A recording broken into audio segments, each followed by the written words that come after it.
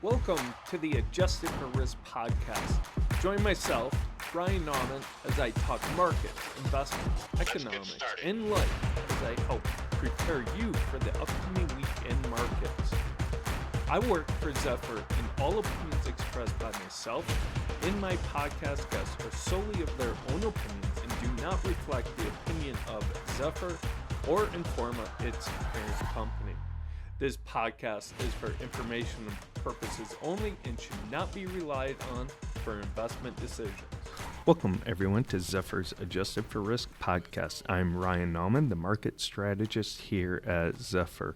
We are on location at the Morningstar Investment Conference here in Chicago on the Navy Pier. It's been a great couple of days of great content, a lot of conversations, and my next conversation is going to live up to the billing too. I'm really excited about it. You know, growth stocks have had a great ride over the past few years, even longer than that. Although the growth trade kind of slowed a little this year as investors turned to cheaper alternatives like international stocks. Well, I have on the perfect guest to talk about the growth trade, the state of growth investing, and so much more. But first, this episode is sponsored by the award-winning Zephyr, which helps investment professionals make more informed investment decisions. I am honored and very excited to have John Belton sitting next to me. John is a portfolio manager at Gabelli Funds. John, thank you so much for coming on. It's an honor. Really excited about this conversation. Can you tell us a little bit more about yourself and Gabelli Funds? Sure. Yeah. Nice to be with you, Ryan. I'm John Belton. I help manage our growth strategies at Gabelli. On the growth side, the firm is better known for value equity, or at least more of the assets are on the value side, but we have a nice and growing growth business as well. So we have two mutual funds, the Gabelli Growth Fund and the Gabelli Global Growth Fund. And then we also have an active ETF called the Gabelli Growth Innovators ETF. We also have a separate accounts business. So I've been at Gabelli for about 18 months now. Oh. I joined from a long-short fundamental equity fund called Absoluto Partners, where I was a partner and sector head of the technology sector. Before that was on the sell side. I'm glad you brought up Gabelli Funds, typically a value shop. Mario Gabelli, everyone knows his story. How is it, going into a value shop, bringing in growth strategies into it? Are you kind of like an all-bow? The redheaded stepchild, bringing in, trying to rock the boat a little bit? It's interesting. I think we've been able to. So first, I'd say it's good. We benefit because a lot of the firm's infrastructure is dedicated towards sectors that have historically been less growthy. So things like industrials, financial services, even healthcare. Mm-hmm. But a lot of those sectors have become more growthy over time. So I think that's helped us with idea generation on the growth side as well. John, that's a perfect point because I feel as if that line is now getting a little bit blurred between value and growth. As a value investor, there's a lot our growth, and vice versa. You have a lot of growth names that produce a pretty decent dividend. Yeah. Right. Yeah. So that line is maybe blurred. Does that, obviously help make it easier to, do idea generation between the growth and value where, you're collaborating more? Yeah, I think it definitely, because so much of our firm's infrastructure is dedicated towards these sectors that have historically been more ponds where the value fish swim. I do think we've benefited and been a little bit early to certain ideas that have become more growthy over time. But taking a step back, I agree that the construct of growth versus value is a little bit arbitrary. There's not really a hard line in the sand. I think the benchmark providers, the index providers, they, I guess, draw the line in the sand by creating the different benchmarks. But, I think we are overall looking for quality companies. We do have, certain thresholds of growth that we look for, but just kind of the idea of growth versus value isn't something we think a tremendous amount about. We're at Morningstar. They invented the 9 style box. Sometimes I kind of think now we're beyond that. Yeah. Right. At the end of the day, create portfolios, regardless if they're in the 9 style box, that are, uncorrelated, Right. achieve the risk return objectives that you need. Right. And I mean, I would, on that point, at Gabelli on our growth team, we've actually kind of segmented the growth bucket into sort of 6 different types of growth ideas that we look for. And I can get more into those, but I think, it does help to have kind of different constructs for building a portfolio. But on the growth side, we have names that we consider to be, core growth holdings. We have high growth holdings, might be growing a little faster, higher valuation. We have stable growth holdings, maybe growing a little bit slower but consistent. We have cyclical growth holdings, maybe quality companies that have more cyclical end markets. And so, we've just kind of sliced and diced the growth universe and the way we think about our portfolios in these different buckets of types of growth companies. Interesting. So I'm kind of, your hyper growth or your real growth firms are probably very tech heavy.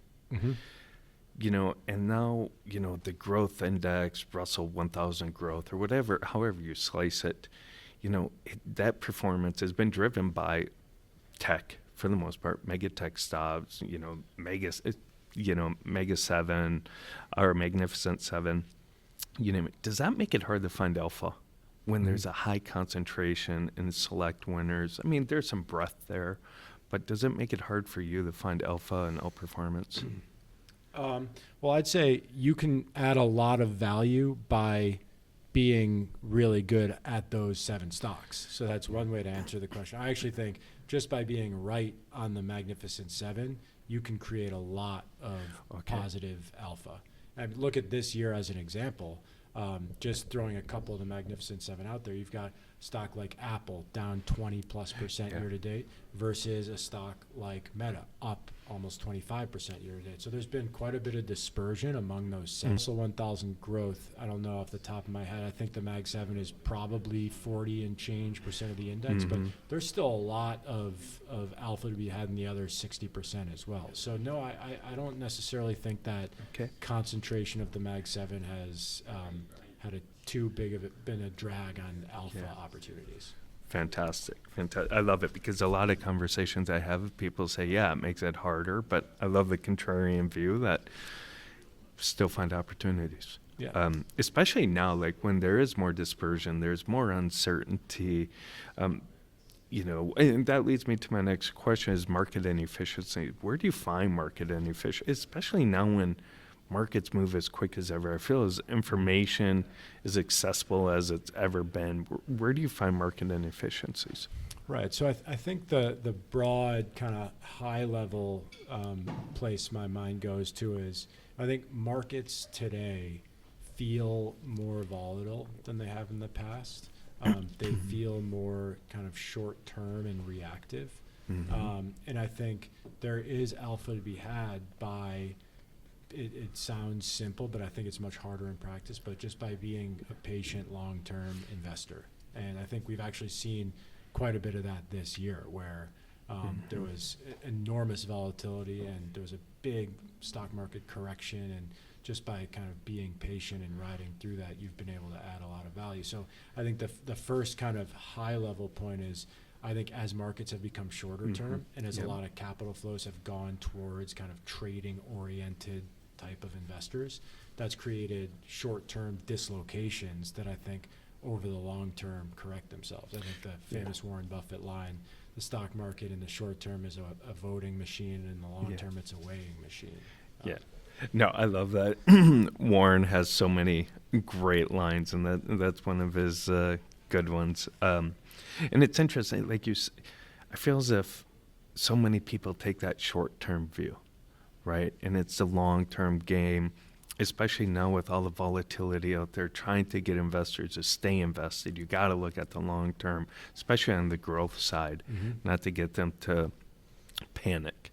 So, and I think on that point, we recently looked at some of our longest and most successful holdings that we've had in our growth funds. And one thing that's striking when we have this slide in our marketing deck, but You look at earnings growth, EPS growth for these companies. Look at the long-term CAGR. Then compare that to the long-term stock price performance. It is amazing how correlated the two are. And that is really not a groundbreaking revelation, but over the long term, earnings growth or earnings will dictate stock performance. And I think that's something that we just really like to keep in our minds when we're investing. John, I'm so glad you brought that up because, after COVID, you had the meme stocks and it really threw fundamentals out of whack. And I'm really glad you just brought it. It's really fundamental investing. It still works. Mm-hmm. After all these years, yes, it can be very emotional. You get, with Reddit and all the other things out there that can drive markets and sentiment. At the end of the day, it's about earnings. I think the market has proven itself to be very good at appropriately, ascribing the highest value over the long term to the companies with the most durable and high growing earnings streams. That is a perfect segue. I'm a fundamental investor. Look at financial analysis. I'm not much for technical analysis and looking at charts, but when you're looking at growth managers, do you kind of change the way, obviously you're looking at fundamentals, but you're looking at some of these technologies or companies and how they leverage technology? Are they using AI? Are they advancing into the future and evolving, innovating? Does that go into your analysis at all? Yeah, I think it's definitely a good and complicated question, but the way I'd answer that is I think historically we've seen some of the biggest investment returns or the biggest companies created during some sort of technological pivot or some sort of technological innovation. Look at what happened to Google with the advent of web advertising, or what happened with Meta with the advent of social media. These companies that are sort of at the forefront of a big technological innovation have become massive stocks and have generated massive returns for investors. So what do you do with that insight? I think, first of all, if you're investing in, back to my growth buckets, a high growth company, a company that's maybe higher valuation but higher growth, be sure that you feel really strong about the size of the long-term opportunity. Be sure that you believe in that management team. Be sure that you think that you're confident that there really is some sort of technology secret sauce that company has to benefit from. I think there are types of ideas that work that are massive home run investments. I think there's also in that bucket ideas that don't work and don't pan out. So I think it's just important to have a balanced portfolio either way. Yeah, I think that's a very sage advice. Just balance. Don't get over your ski tips. Yeah. So, and I'm really glad you brought up the tech revolution. I've heard over the past couple of days some people think that we're in the greatest tech revolution ever. So with what you're saying, there's a lot of great opportunities out there. I think we're certainly in the early stages of a big technological sea change. I think it's pretty early to know how big is this going to be, who are going to be the winners, what's the competitive landscape how's that gonna evolve. But I do think that given the comments made earlier where some of the biggest companies have been created with big technology breakthroughs, I think that's going to be true this time around as well. I think some of the biggest companies of the next 10 years are probably some of the early AI companies today. No, you're exactly right. I sometimes go back to, I really kind of started in the industry during the dot-com bubble. And that was just crazy. But it kind of like, at the time, you really realized the winners and losers, who was just frauds out there, and then who actually had good businesses. I think that's a great point. And I think one of the benefits of the busting or the bursting of the dot-com bubble was it kind of shook out the weak companies, and who survived that and who emerged on the other side were the companies that were, I think the the magnitude of how much innovation was coming with the internet was appreciated by the market. But I think it became clear that not every single company was going to be able to build a viable business around that new technology. And on the other side of the bubble, you had the strongest companies that were also well positioned to benefit from all the innovation. And I think that's what we have here too. I think there's going to be some companies that get shaken out, and there's going to be some companies that survive whatever downturn may or may not be coming.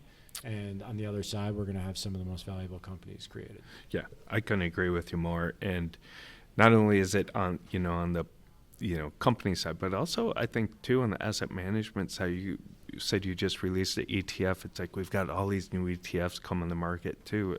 I think we're going to see over the maybe next couple of years the strongest survive. Yeah, I mean that's it too. I think you kind of said it well, but I think in any industry, especially in tech, but in asset management as well, just because some underlying technology changes or just because some wrapper on something changes, that doesn't automatically make everyone who adopts that new technology a winner. That you have to have an underlying process. You have to have an underlying product, some underlying IP that can help you take advantage of the new technology. Fantastic, John. Let's pivot here real quick. You also manage a global growth fund. Mm-hmm. Yeah, that's right. How difficult is it right now with the on and off tariffs and just all the tariff uncertainty out there when you're managing a global fund and just all the uncertainty? Yeah, well, look, it's been a very volatile couple of months in global equity investing. So I think you're constantly fighting a battle of, you don't want to overreact, but you don't want to underreact. And I think we are generally trying to build a portfolio of the strongest, highest quality companies, regardless of sector, regardless of country, regardless of exposure to tariff. What the current landscape has done for us is I think it's sort of changed the way we're managing our idea pipeline, the way we're sort of prioritizing, which maybe we'll look at more international ideas today than we have before. Maybe we'll look at companies in different sectors more so today than in the past. Maybe we'll sort of adjust or tilt the portfolio given those views. I do think there's sort of two interesting investment themes that are emerging internationally so far this year, and I think that will continue. And they're related, but the first theme I think is just a reinvestment in infrastructure and a kind of reindustrialization in Western Europe, particularly Germany. And the second is defense spending, and that's pretty well established at this point. But I think European NATO nations have underinvested in defense for decades, and there's a lot of spending that has to happen to sort of catch up to where the U.S. is, and there's clearly a commitment from a lot of these countries to do that. So we take those sort of themes at Gabelli, and we think, there's probably going to be some interesting investment opportunities here. So let's look at a bunch of companies that make sure that they meet our thresholds for quality, that they have good management teams, that they've been good stocks historically, and now they've got this maybe added tailwind here. And so that's kind of how we think about U.S. versus international in the current environment. Fantastic. Yeah, I've heard that theme, infrastructure, defense, and it's about time, right? And get some more fiscal spending involved. So good opportunities there for sure. I do think it's important, we're not just going to buy a company because it, for now fits some theme. I think our framework is this a company that we in a vacuum that has delivered results historically, that has strong margins, strong return on invested capital, that's delivered good growth over the last cycle. And if so, then are these new sort of macro tailwinds going to be durable, going to be sustainable, going to potentially reshape the company's growth trajectory? And that, I think that's more our framework for thinking through these ideas. I'm glad you brought that up too. Going back to a few fundamental, you said earlier how important EPS is, earnings. Are there any other metrics, return on growth or return on equity that you really focus on? Well, we definitely focus on all the basics: revenue growth, operating margins, margin expansion, free cash flow margins. Yep. I think return on invested capital is sort of the all-encompassing metric that ties all of those things together.